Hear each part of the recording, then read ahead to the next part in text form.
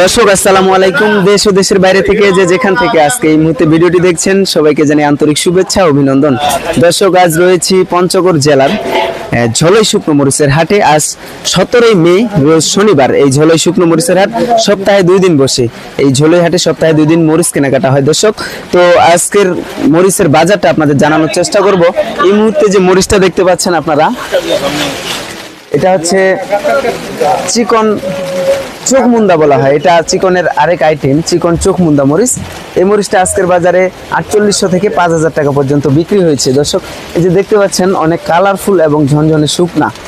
তো আরো এই পাশে আরেকটা মরিচ রয়েছে, এটা হচ্ছে আপনাদের জিরা মরিচ, যেটাকে জিরা আকাশি বলা হয়। দর্শক এই যে দেখেন জিরা আকাশি, এটা আজকের বাজারে 6500 থেকে 7000 টাকা পর্যন্ত বিক্রি হয়েছে। দর্শক এই পঞ্চগড়ে বিভিন্ন প্রকারের মরিচ কিন্তু পাওয়া যায়। দর্শক এর আগের প্রতিবেদনও আপনাদের দেখানোর চেষ্টা করছি, এবং আজকে সকাল থেকে গুড়ি গুড়ি বৃষ্টির কারণে আমদানি অনেকটা কম ছিল। তারপরেও ক্রেতার চাহিদার কম থাকার কারণে কিন্তু বাজারটা আজকে অনেক কম।